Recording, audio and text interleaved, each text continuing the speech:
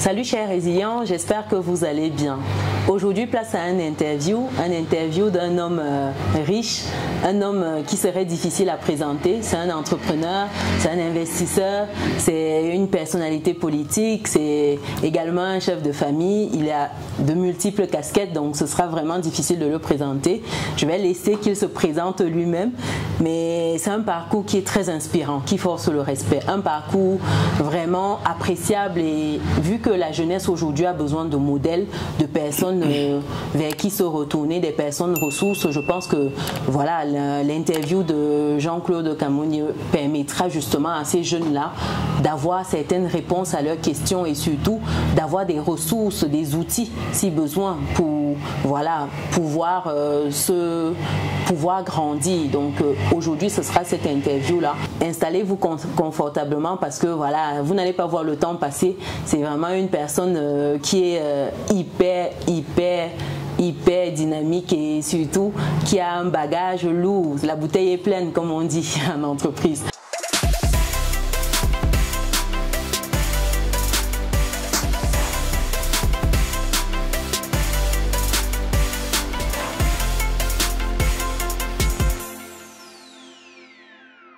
Donc voilà, je ne vais pas plus tarder que ça. Je vais à sa rencontre. Bonjour Jean-Claude. Bonjour madame, bonjour. Comment ça va? Ça se passe? Ça va bien, ça va. Déjà, merci d'avoir accepté de te plier à cet exercice-là de l'interview. Je sais que voilà, ce n'est pas ton premier coup d'essai, oui, mais merci. Voilà, il fallait trouver du temps dans l'agenda et ça fait plaisir de voir que voilà, tu as pu nous accorder un petit temps. Merci beaucoup. Chaque fois que vous avez besoin de moi, je serai là. Ah bah génial, donc génial. Déjà, j'ai envie de rentrer tout de suite dans le vif du sujet. C'est qui Jean-Claude Kamounié? Difficile à dire. Jean-Claude Kamounié, c'est le petit prince de la chefferie Bayangam. Wow. Je suis pharmacien, diplômé de la faculté de pharmacie de Reims en 80. Rentré au Cameroun, j'ai d'abord travaillé au ministère de la Santé publique. Après, j'ai été nommé pharmacien chef adjoint de la pharmacie centrale d'approvisionnement du nord-ouest et du sud-ouest à Victoria, la ville qu'on appelle aujourd'hui Limbé. En même temps, j'ai été nommé biologiste de l'hôpital de Victoria. Et après, j'ai été nommé pharmacien-chef de l'hôpital central et annexe Jamo de Yaoundé. Wow. Dans le même temps, je donnais quelques cours au CUS, aux écoles d'infirmiers, et c'est après un certain nombre de temps passé à l'hôpital central que j'ai demandé à venir m'installer à Bafoussam, c'est-à-dire aller en privé. Wow, c'est un sacré palmarès. Là j'ai noté voilà, un chef d'entreprise, j'ai noté un docteur pharmacien, également une carrière côté médecine. Oui. Et aujourd'hui, c'est aussi chef, il faut dire, notable au village à Bayangam. Oui, effectivement, si vous voulez qu'on en parle, je suis Boupeku, c'est-à-dire...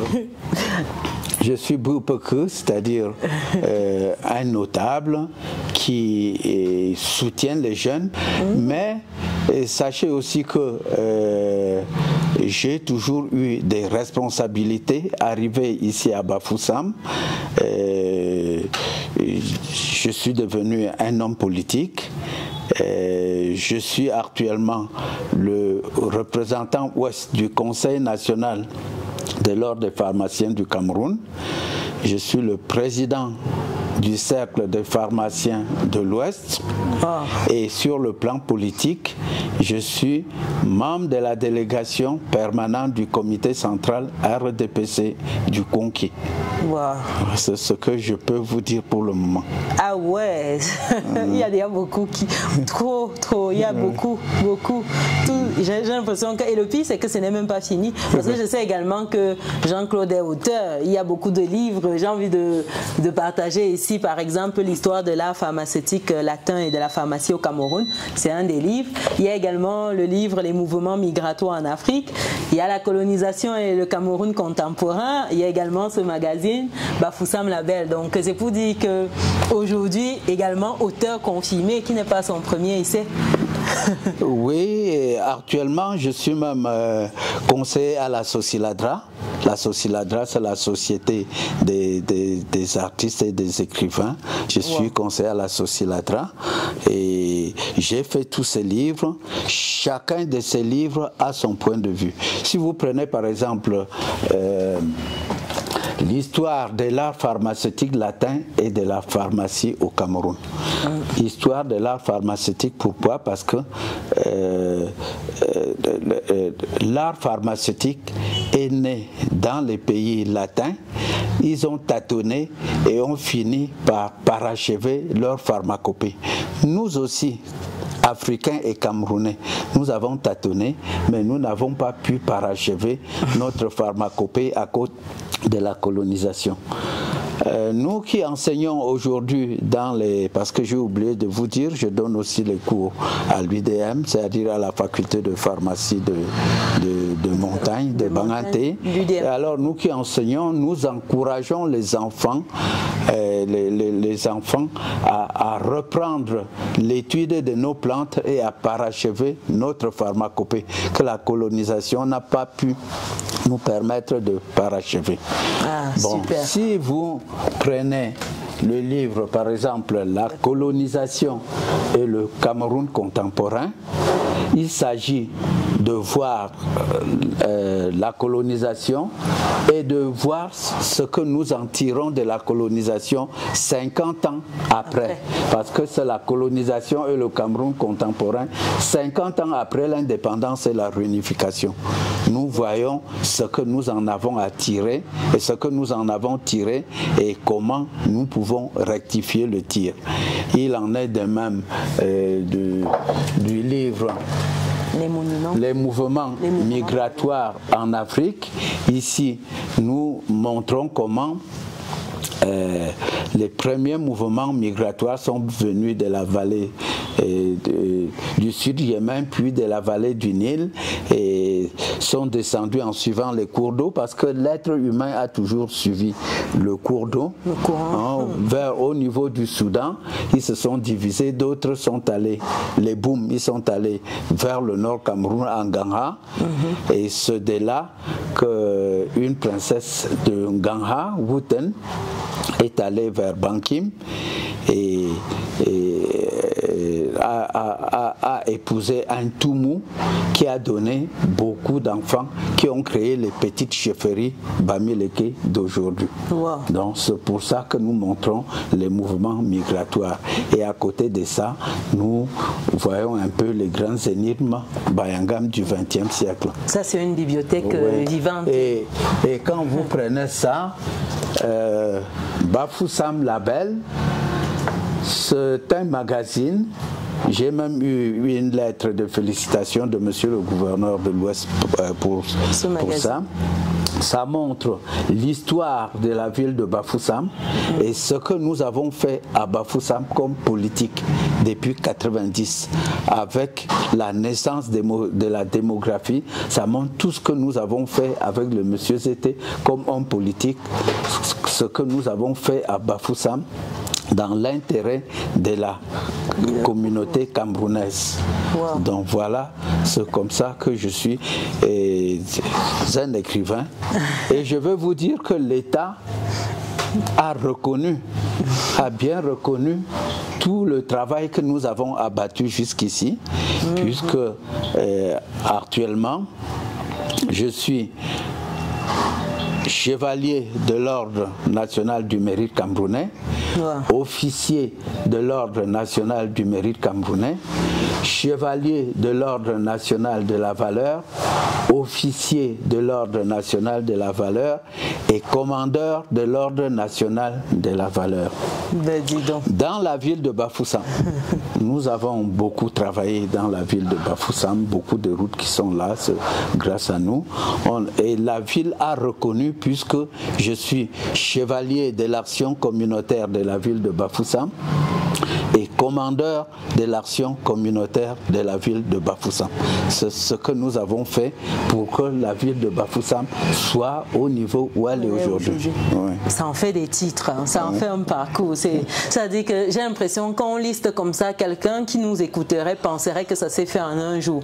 C'est combien d'années pour arriver à tous ces rendus-là, ces titres-là?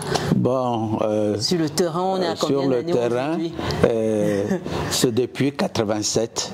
Depuis 87 que je suis à Yaoundé et que je travaille avec M. Zété, avec les personnalités politiques de la ville de Bafoussam. Depuis 87 jusqu'ici, ça va à 40-45 ans.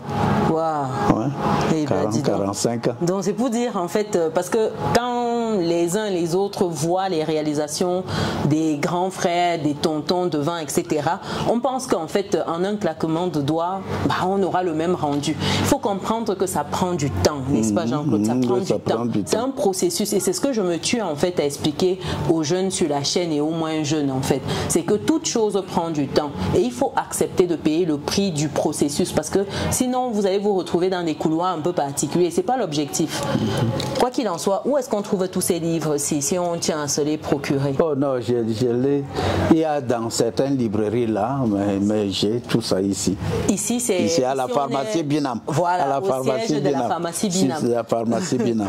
Je veux vous dire aussi que nous venons de loin, le Cameroun. Avant, il n'était même pas facile de tracer une petite route au quartier. Wow. Parce que quand il fallait tracer, c'était la politique à Yaoundé qui s'y opposait. Quand je suis arrivé ici, il fallait... on proposait que M. Zété soit maire de la ville. Il refusait. Il refusait. Il disait que moi, je ne suis pas un intellectuel, je ne peux pas. Wow. Je lui ai dit non. La mairie, ce n'est pas un problème des intellectuels, c'est un problème de bon sens. Vas-y. Et la première des choses, c'est de tracer les routes partout dans la ville. Dans la ville. Il me dit non. Quand je vais tracer la route dans la ville, si c'est dans le territoire Balin, ils vont dire que j'ai détruit leur culture, j'ai détruit leur maison. Si c'est Bamougou, ils vont dire je ne peux pas. Tu dis ça parce que tu viens d'arriver dans la ville de Bafoussam. J'ai dit ah. Et quand ils vont dire comme ça, la police va écrire à Yaoundé et on va m'arrêter. J'ai dit ah, donc tu as peur de ça. Ce que nous allons faire, on va en profiter de l'appareil du parti. Nous allons, si les gens veulent les routes dans leur quartier, nous allons demander au président de sous-section, de comité de base, de celui du RDPC, de nous écrire. Et nous allons en profiter pour intervenir, tracer les routes. Quand Yaoundé va nous interpeller, on va envoyer les lettres que les gens du parti ont fait.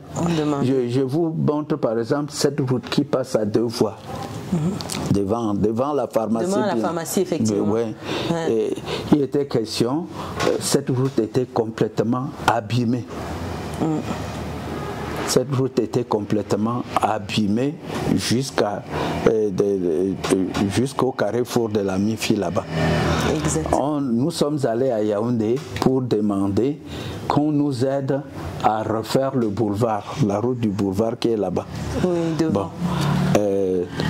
On avait accepté de faire le boulevard et après on s'est dit, cette route ici qui va de Kami Toyota jusqu'à la Mifi, c'est complètement dégradé.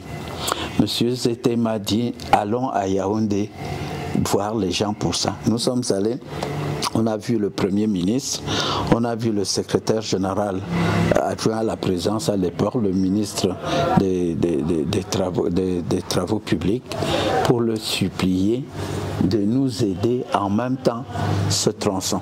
Oui. On arrive en route. Je dis au maire, à monsieur Zété, le maire qui est mon ami, voyons comment on peut faire pour que cette route-là soit à 2 voies. Il me dit, non docteur, si tu fais à 2 voies, ça détruit la maison de quelqu'un. Qui va le dédommager? On ne peut pas. J'ai insisté, j'ai dit faisons à 2 voies, peut-être que ça peut donner 2 voies sans détruire les maisons. On a discuté, après on a fait 30 minutes à voyager sur la route, personne ne disait plus rien à l'autre. Et à un moment il a dit, docteur, tu sais, arrivé à Bafoussam, nous allons voir le délégué de l'urbanisme et de l'habitat, M. Kamdem Foto, qui était là. Il va prendre les mesures, si ça peut donner 2 voies, et si ça passe même sur l'escalier de quelqu'un, on fait sans détruire l'escalier. Et c'est comme ça qu'arrivé ici, on a étudié, ça a donné 2 voies et la route est là. Exactement. Et la route est là. Non, non, c'est beau de raconter l'histoire comme ça. Parce que quand on arrive dans une ville comme Bafoussam, on voit les infrastructures, mais on ne sait pas qu'il y a une histoire, un parcours derrière et que les gens derrière se sont battus. Donc c'est toujours bien d'avoir les protagonistes comme ça qui peuvent nous raconter l'histoire. Et avant que nous on ne s'installe et les gens de Bafoussam arrivent, ils sont contents, ils ne se rendent pas compte que ça a été difficile, ça a été des années de combat, de lutte pour obtenir certaines choses que souvent même on estime que c'est rien du tout, on sous-estime. Donc et vous voyez là, actuellement dans la ville de Bafoussam, il y a l'avenue Oumniobé, le boulevard Félix Moumié ici. Exactement. Oui, et la rue Oumniobé. Qu'est-ce qui s'est passé? Le chef de l'État avait reconnu Ernest Ouandié, Oumniobé, Félix Moumié comme des héros. Mais il n'y avait pas leur nom quelque part ici. Un jour, avec un de mes amis, on écrivait dans une presse. Nous avons fait un article. On a intitulé « Les Bamileke assassinent leur frère pour la 2e fois ». Et là-dedans, dans cet article, on démontre comment le chef de l'État a reconnu le caractère héroïque de Oumniobé, de Ernest Ouandié, et à Bafoussam, on continue à mettre 2e rue, 3e rue, machin, sans mettre leur nom. Moi, j'ai fait écrire cet article avec mon ami et j'ai pris cet article, je suis allé voir le maire qui est mon ami, je lui dis, regarde comment, parce qu'on a signé l'article Bombo comme un bamoun. Je lui ai dit, regarde comment on se mord de nous. Au lieu de donner le nom de nos frères à nos rues, on met 2e rue, 3e rue, regarde comment on se nomme. Et c'est comme ça qu'on a donné le nom de Oumniobé et comme ça, ouais. Et c'est presque 4 ans après que j'ai expliqué à M. Zété ce qui s'était passé au maire. Ça c'est bien. Et ça me permet de revenir après cette parenthèse sur l'histoire. Qu'est-ce qui fait en sorte qu'avec la famille, tu décides de partir? À un moment, vous vous dites, ben non, c'est le Cameroun, pas tout de suite, il faut que j'aille à l'extérieur et peut-être de là on verra. Qu'est-ce qui se passe? Nous, on a eu le bac dans les années 72, 73, on a eu le bac. Un bac qui a derrière la poussière. Oui. On a eu le bac. On est allé, nous sommes allés à l'université, l'université fédérale. On a fait. C'est-à-dire après la première année, c'était très très difficile à l'époque. Nous étions à 30 à passer de la première en 2e année CBBG. On appelait CBBG. Voilà. CBBG veut dire quoi? Chimie, biologie, biologie, géologie. CBBG. Ouais. D'accord. Voilà que l'Union, la CE, la Communauté économique européenne, la CE, qui est l'ancêtre de l'Union européenne, voilà. donne quelques bourses aux meilleurs étudiants qui avaient passé de la première en 2e année. Et c'est comme ça que nous avons eu la bourse, l'opportunité d'aller en France. Et c'était très très difficile parce que quand on avait la bourse, il fallait être inscrit en France pour partir. Or, à l'époque, il n'y avait pas de téléphone portable. Quand on écrivait, ça pouvait mettre un mois avant d'avoir la réponse. J'ai d'abord demandé à Strasbourg. Strasbourg n'a pas répondu et c'est après que j'ai demandé à Reims. Reims a répondu parce que le doyen Lemaine qui était là, il travaillait sur les pervenches des plantes qui permettait de traiter la prostate en Côte d'Ivoire. Il était familier aux Africains. Et c'est comme ça que je suis allé à Reims. Et là, tu y vas seul. À ce moment-là, il n'y a pas encore la famille. C'est vraiment en cours de route que les choses se font. Hein. Oui, je vais seul. Je vais seul. C'était très, très difficile. Qu'est-ce qui rendait ça difficile? C'était difficile parce que personne ne nous attendait. On nous a dit, vous prenez l'avion, vous arrivez à Roissy-Charles de Gaulle, vous prenez le bus, vous allez au FIAP, Foyer international, oui, des Africains. Oui, vous allez là-bas. Alors, on prend l'avion. On a fait l'escale, je crois, à Dakar. Il y avait un Sénégalais qui avait déjà été en France, mais qui n'était vraiment pas décidé à nous montrer les choses. Je sais que quand on est sorti de l'aéroport, il est allé, il tend un billet de 5 000 pour changer la monnaie. Nous aussi, on tend, on le suit, jusqu'à arriver au FIAP. C'était très, très difficile. Et tous les examens qu'on avait fait ici au FIAP, on nous dit, vos examens, là, il faut refaire. Mettez ça de côté. Voilà. On a fait une semaine. L'école avait déjà repris à Reims, donc on était déjà en retard. On connaissait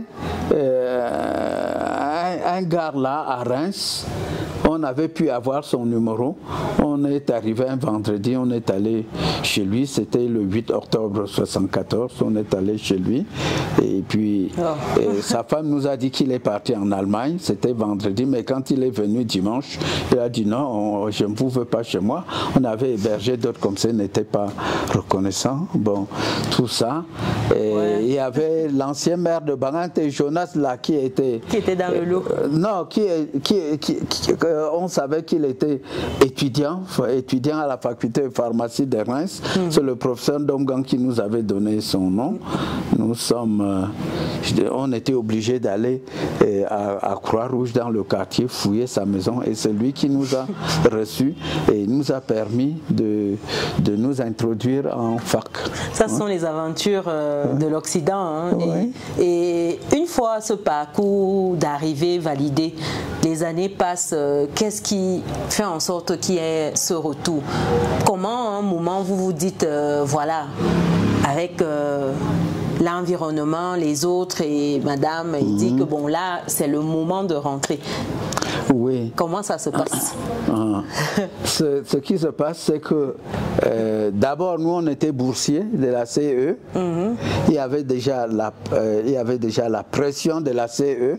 Si vous ne rentrez pas, vous n'avez plus de bourse. Et on arrête tout. Et quand vous allez vouloir rentrer, on ne prendra plus en charge vos affaires. On prendra plus en charge vos affaires. Ouais, il y avait déjà ça. Il y avait deuxième chose. Bon, je sais que je m'étais déjà inscrit dans une école de commerce. Il m'avait pris. Je devais être là, mais le problème de rester sans bourse était difficile. Et c'est pour ça que j'ai décidé. Parce que commencer à prendre une cuillère et mettre dans une caisse, là, ce n'était pas facile. Hein, donc c'est pas comme aujourd'hui où on a facilement la possibilité de faire des jobs étudiants. Non. À l'époque, c'était encore un peu plus complexe. Oui, depuis quand Chirac devenait Premier ministre, les Noirs ne faisaient pas de job. Maintenant, c'est mieux. Oui, donc c'est vraiment payant. Et on est rentré. Et aussi, dès qu'on rentrait, on travaillait dès le lendemain. Quand je suis rentré, le matin, je suis allé prendre service au ministère de la Santé publique. Donc il y avait vraiment des opportunités. Oui, quand tu rentrais, tu ne traînais pas. Il n'y avait pas le chômage ambiant qu'on a aujourd'hui. Non. Quand on rentre, c'est compliqué. Je suis rentré et mon salaire comptait à partir de demain. Wow. Oui. Donc c'était vraiment plus facile à l'époque de rentrer. Oui, de rentrer, oui. Parce qu'aujourd'hui, il faut vraiment savoir ce qu'on va faire. Ce n'est pas un plan de carrière en quelque sorte qui t'attend sur place. Et je suis rentré, j'ai pris service, j'ai fait 6 mois au ministère de la Santé et on m'a affecté. Wow. Ouais, on m'a affecté. Ah bah dis donc. Et c'était quoi? Il y avait eu des difficultés à ton retour d'intégration? Il y avait eu ce problème-là ou même pas? Ça a été fluide? Non, ça a été fluide. Quand je suis rentré, le sous-directeur de la pharmacie qui était au ministère de la Santé, il m'a dit il y a 2 postes de pharmaciens disponibles, un poste à Bafoussam et un poste à Limbé. Je te conseille, comme tu es de la région de l'Ouest, de commencer ton travail plutôt à Limbé, à Victoria. Et après après tu pourras aller, parce que si tu vas chez vous maintenant, la famille, tout ça, ça va te déranger. Je te conseille d'aller là-bas. Si on t'envoie ensuite à Victoria. Et c'est comme ça qu'on m'a envoyé à Limbé. Et de Limbé, je suis allé à Yaoundé jusqu'à demander à venir ici.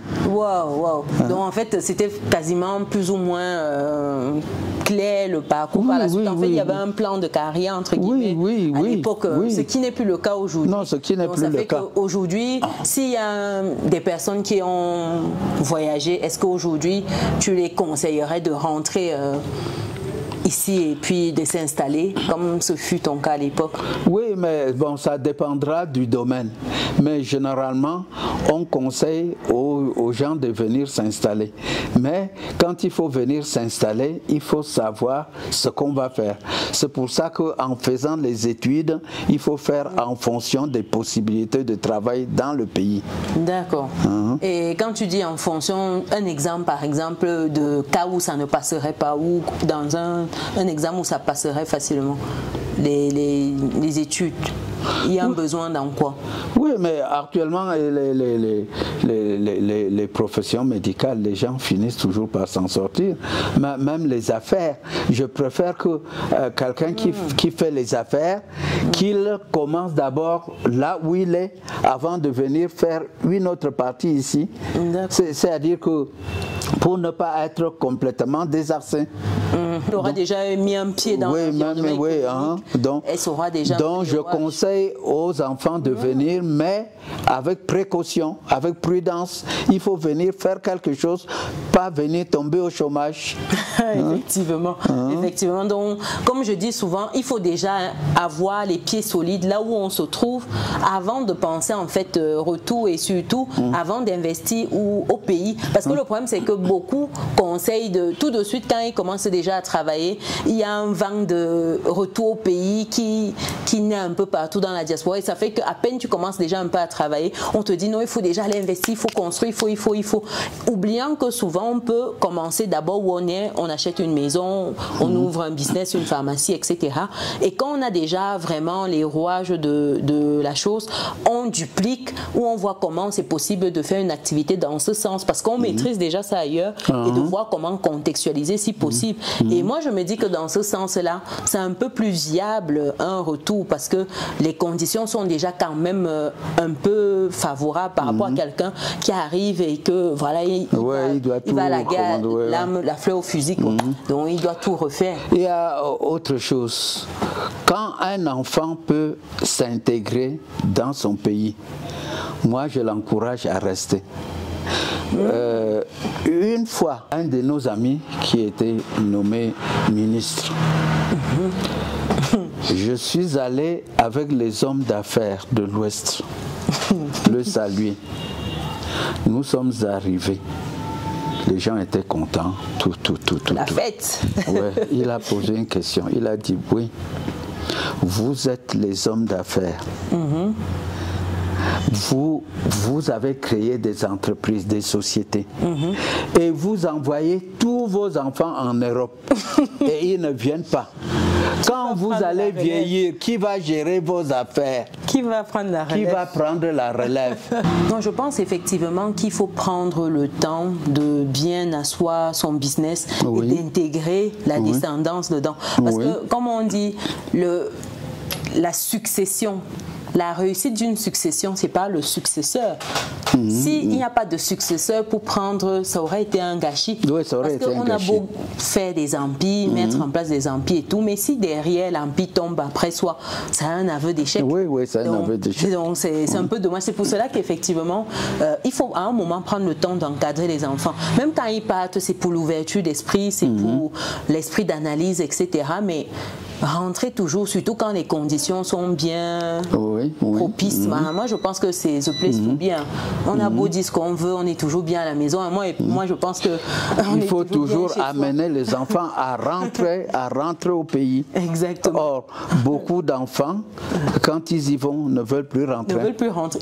Je me dis aussi, il faut dire que dans certaines familles, c'est difficile parce qu'on voit l'Occident comme le paradis, et comme la personne qui y est doit vraiment apporter, soutenir. Et quand cette personne pense au retour, on a l'impression que c'est revenir en enfer. Voilà. Le pays, quand on sait bien s'y prendre et qu'on a mis certaines bases, je pense qu'on vit plutôt bien. C'est la mise de ces bases-là. C'est pour ça que je dis, quand l'enfant veut venir, il faut bien réfléchir. Il faut avoir mis des bases pour venir, solides pour venir et ne pas tomber dans le chômage. Et quand tu le dis comme ça, on peut se dire que c'est facile parce qu'aujourd'hui, vu le parcours, vu les accès, les opportunités, tu vas quand même côtoyer un certain type de personne. Ce n'est pas la portée, j'ai envie de dire, de la personne lambda de côtoyer les messieurs étés, etc. Donc c'est quand même des personnalités qu'on ne voit pas tous les jours. Est-ce qu'on ne pourrait pas se dire que, étant jeune ou moins jeune, rentrer quand on n'a pas ces conditions-là, ça peut être difficile? Et surtout, au-delà de ça, comment on fait pour pouvoir bâtir un business ici avec les contraintes qu'on connaît tous au pays? Si on veut prendre, que ce soit en Afrique ou même le cas du Cameroun, j'ai envie de dire que c'est le parcours du combattant pour mettre en place un petit business et tenir même une année sans fermer. Comment on peut faire dans ces conditions-là? Il faut, pour mettre en place un business au Cameroun, je crois qu'il faut seulement de l'endurance. Il faut de l'endurance et je conseillerais aux petits frères d'être polis, d'être humble. Il y a des choses là. Si vous venez ici, vous regardez les gens d'en haut, vous n'allez jamais réussir. On va vous casser les pieds. Soyez humble, soyez poli et on va vous guider. Même jusque-là, je pense que, même jusque-là, souvent on vient même le plus humblement possible, mais les gens ont l'impression toujours qu'on leur devait quelque chose ou c'est difficile. On a l'impression qu'il y a un code qu'on passe à côté à chaque fois. Bon, il est vrai que la corruption est très poussée chez nous. Je ne voulais pas dire ça, mais... Oui, la corruption est très poussée chez nous. Bon, si on est jeune, si c'est la condition pour qu'on passe, on est obligé de s'y soumettre. C'est comme si on encourageait. Vous allez faire comment? C'est pour ça que je dis qu'il faut être humble envers les aînés qui peuvent vous guider sans chercher à vous demander quoi que ce soit. Mais si ça ne peut pas marcher, on va faire comment? Comme disent ça, c'est la phrase favorite. On va faire comment? Quand on arrive toujours à la fin, la conclusion, c'est on va faire comment? On coupe l'électricité, on va faire comment? On coupe l'eau, c'est la même chose. Il n'y a pas d'internet, on dit tout la même chose. Mais vous savez, essayez aussi que l'enfant, celui qui vient, il doit être non seulement humble, mais allez toujours voir le responsable quand on arrive dans un service. Quand je suis arrivé ici, j'ouvre la pharmacie et il fallait déclarer les impôts. Déclarer les impôts. J'envoie le gars pour déclarer les impôts. L'agent qui devait percevoir, il lui demande 5 000 francs pour lui, pour prendre la déclaration. C'était à la trésorerie ici. Il est venu me dire qu'on lui demande 5 francs. Je me suis levé, je suis allé dans la salle là. J'ai dit, mais qui demande l'argent à ce gars-là? C'est qui? J'ai bavardé, je suis allé voir le trésorier. Je lui ai dit, dites à vos gens d'être corrects. Et c'était fini. Donc il faut aussi que le jeune qui arrive, qu'il soit ferme et poli.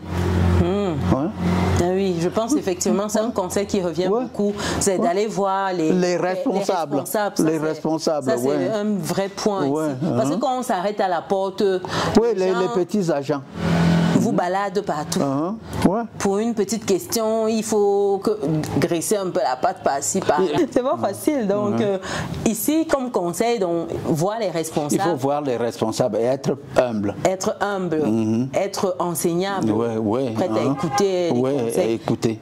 Effectivement. Et au-delà de ça, quand on se lance dans le sillage des affaires, est-ce qu'il y a des secrets? Parce qu'aujourd'hui, je vois quand même que c'est des années de prospérité sur le plan des business perso. Est-ce qu'il y a quoi? Qu'est-ce qu'il faut pour avoir ça? Parce que souvent, même ceux qui réussissent à ouvrir au bout d'une année, 2-3 ans après, ils ferment boutique. Donc, je me dis, est-ce qu'il n'y a pas des secrets pour prospérer? Il faut persévérer et ne pas se laisser escroquer à tout bout de champ. Quand on veut vous escroquer, vous vous rebellez, vous voyez les responsables. Sinon, on va vous exploiter, pour prendre tout ce que vous avez, vous ne pouvez pas avancer. Sinon, vous ne pouvez pas avancer. Exactement, c'est pas évident.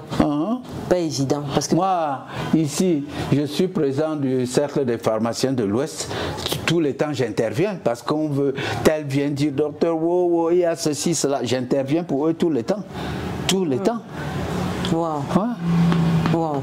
Ça veut dire qu'il faut... Et le réseau n'a pas aussi sa place lorsqu'on est au pays ou même hors du pays. Le réseau comment?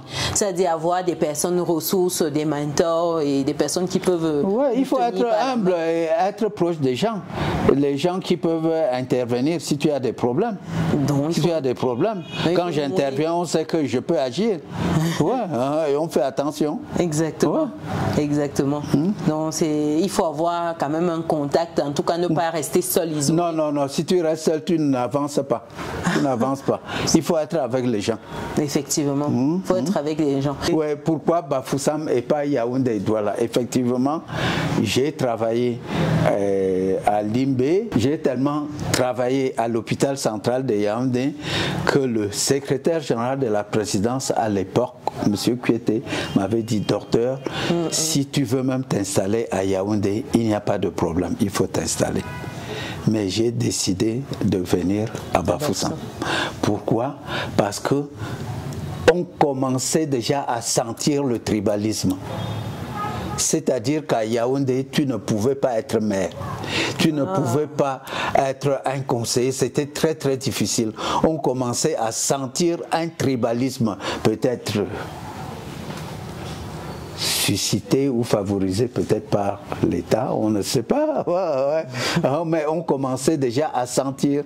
Et je me suis dit, si je vais à Bafoussam, je suis de Bayangam, donc de Bafoussam, de la MIFI.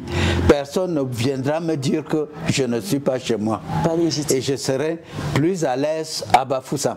Donc c'est un peu comme ça. Donc c'est pour ça. Donc ça veut dire qu'aujourd'hui, tu conseillerais les jeunes de venir de retour au pays, par exemple, de s'installer à Bafoussam? Oui, de s'installer chez eux. Parce qu'on dit souvent, on doit là. Donc ça veut dire que s'il n'est même pas de Bafoussam, il ne peut pas donc venir à Bafoussam, ou s'il n'y a pas de loi, s'il ne vient pas à Bafoussam. Non, il peut venir à Bafoussam. Mais supposons, dans notre contexte actuel, ça va peut-être changer. Si tu veux faire la politique, il faut, c'est chez toi que tu peux parler fort. On a fait en sorte, notre gouvernement a fait en sorte que chacun doit faire la politique chez soi. D'accord. C'est pour ça. Donc. Mais si tu veux évoluer politiquement, va chez toi. Et Bafoussam, aujourd'hui, ça reste quand même une ville attractive pour l'investissement de façon générale, au-delà des considérations politiques. Oui, sauf les problèmes de route parce qu'on est loin du port. Sinon, Bafoussam, c'est une ville attractive. Nous nous battons, on dit aux responsables qui sont là, faciliter nos petits frères, faciliter nos gens pour qu'ils viennent. Ils viennent s'installer. Oui, pour qu'ils viennent s'installer. Et j'ai envie d'aller vers la fin de cette interview avec FODEBAF, Forum du développement de Bafoussam. C'est voilà, quelque chose qui a été mis sur pied en 2023. Et aujourd'hui, est-ce que c'est une initiative qui permet vraiment d'aider des personnes qui viendraient s'installer? Est-ce que c'est quelque chose qui te parle aujourd'hui? Ce n'est pas nouveau. Dans les années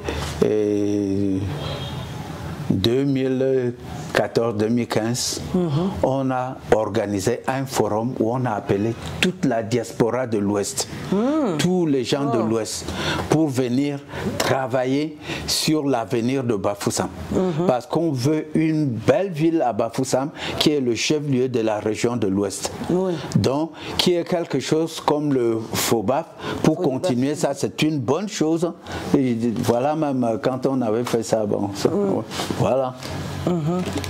Donc aujourd'hui c'est un peu une continuité en fait. Oui, c'est une continuité de Bafoussam. Oui, c'est une continuité où on avait appelé la diaspora pour venir nous donner les idées et nous aider pour le développement de Bafoussam, qui est le chef-lieu de la région de l'Ouest.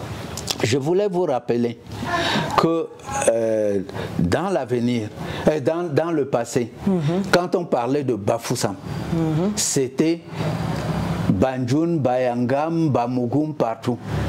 C'est après qu'on a divisé la grande Mifi en départements de Haut-Plateau, de Conquis, etc. Et je veux vous rappeler aussi qu'avant, Tchang était chef-lieu de la région Bamileke, après c'était Bafoussam. Quand on parlait de Bafoussam, qui était chef-lieu de la région Bamileke, c'était Barante, Bafan, Tchang, machin, comme ça. Donc, et actuellement, Bamougoum, qui n'était que des villages, c'est devenu des arrondissements. Des arrondissements. Ah oui, ça a bien évolué, effectivement. Et il faut dire que par rapport à ce forum, c'est pour accueillir vraiment des ressources, des outils en fait pour favoriser l'urbanisation, le développement et surtout le développement durable qui est inclusif dans le sens justement de profiter à la population.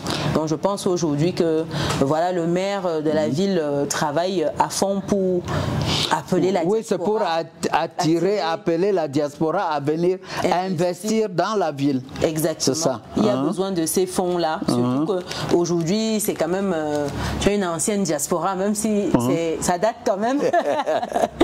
Mais c'est quand même la diaspora. Et quand on voit le rendu aujourd'hui, on se dit que il y a du potentiel. Est-ce qu'aujourd'hui, tu es à l'aise à Bafoussam? Tu aimes la ville?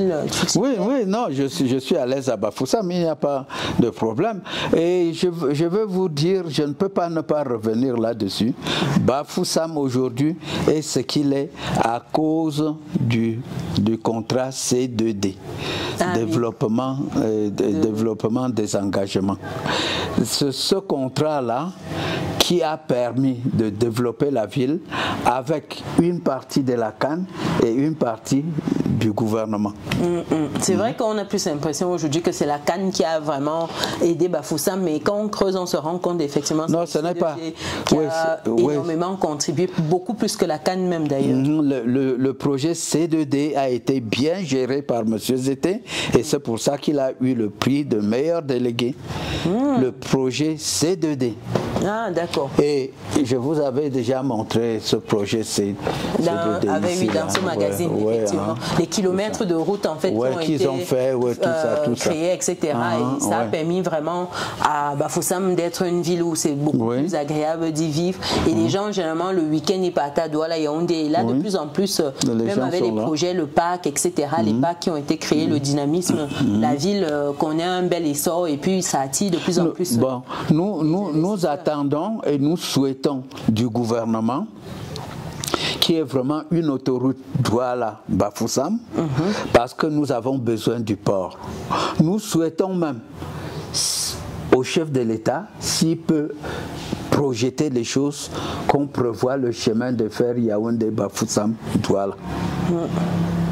Ça, c'est ce que nous, dans nos têtes, nous prévoyons. Si on peut faire ça, on peut même faire chemin Yaoundé, Fongo, Tongo, où il y a la Borsite, et passer par Konsamba, Douala. Si on peut faire ça, ça va lancer le développement de Bafoussam. Exactement. Exactement. Et là, on va vers la fin de cette interview. Au sortir de cette interview, quels sont les conseils que tu donnerais aux jeunes, aux moins jeunes, comme ça, des conseils en tant que père, grand frère, sur cette voie-là? Oui, ce que je peux dire, je vais demander aux petits frères d'innover. De ne pas toujours chercher à faire la même chose. Il faut innover. Innover, ça veut dire regarder quelque chose qui peut marcher dans la ville, dans la région, et venir implémenter. Donc, pas seulement chercher à répéter ce qui existe déjà. Effectivement, effectivement. Et voilà, nous on arrive à la fin de cette interview et pour moi ça a été très riche, franchement, repartir sur l'histoire de Bafoussam, sur l'histoire personnelle. C'est vrai que j'avais déjà quand même certaines histoires en back-office, mais c'est toujours riche de voir qu'on creuse et de voir qu'il y a vraiment beaucoup de matière, parce que là on a à peine effleuré certains domaines. C'est un homme de tellement de casquettes qu'à un moment il fallait canaliser l'interview, sinon on avait fait 3-4 heures d'interview ici et l'objectif c'était de prendre l'essence et puis prendre cet axe-là de l'investissement, du retour au pays de la diaspora, vu qu'on est dans l'air du temps, quoi. Donc vraiment merci encore Jean-Claude de t'être livré à cet exercice, d'avoir pris du temps. Oui. Un grand merci. Oui, je voulais vous dire à titre d'information que Bafoussam a décollé.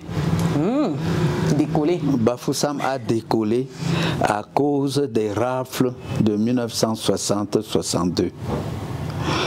Quand on raflait, les gens de cette région, on venait les jeter ici. C'est comme ça qu'ils ont commencé à s'installer au quartier Kouogo. Kouogo, en face du marché Ala. D'accord. Et c'est là que dans le Bafoussam, qui avait à peine 3000 habitants, est passé de 3000 dans les années 60 à presque 10 000 en 68-69. Wow. Je voulais aussi vous rappeler, à titre d'information, que Bafoussam, jusqu'en 1962, était une subdivision, c'est-à-dire une sous-préfecture. Ce Tchang, qui était le chef-lieu de la division de la préfecture. Et Tchang était le chef-lieu de la région Bamileke. La région Bamileke constituait un seul département. Et ce département avait à peu près 5 subdivisions, c'est-à-dire sous-préfectures, à savoir Bafoussam, Bafang, Bangante, Mbouda, Tchang, Fumbot, à peu près comme ça. Voilà. Donc, c'est aussi à cause des troubles de l'indépendance que Bafoussam a décollé. C'est ce que je voulais dire. Ça c'est bon à savoir, c'est bon à savoir. En tout cas, un grand merci. On arrive au terme de cette interview qui était vraiment riche. J'espère que, comme moi, vous avez pris un grand plaisir à nous écouter, à échanger. On va poursuivre dans le back-office, mais voilà pour vous déjà ici. Et comme j'ai l'habitude sur la chaîne, je vais laisser le mot de fin à notre invité. Donc, Jean-Claude, je te laisse le mot de fin pour clôturer notre interview. Ce que tu veux, mot de fin. Comme pour mot de fin, je vais simplement dire, j'appelle et j'encourage tous nos enfants, tous nos cadets à bien se former pour rentrer, développer leur terroir. Parce que si on n'a pas de connaissances, on ne peut rien faire de bon. Il faut bien se former, avoir de connaissances pour venir bien travailler. Et je les encourage là-dessus. Et je veux leur dire, quand ils arrivent, n'ayez pas peur des aînés. Vous avez un problème, allez vers les gens. Exposez-leur le problème, ils vont vous aider. N'ayez pas peur de vos aînés, de qui que ce soit. Vous êtes dans votre pays et soyez fiers d'être citoyen de votre pays. Je vous remercie. Merci beaucoup.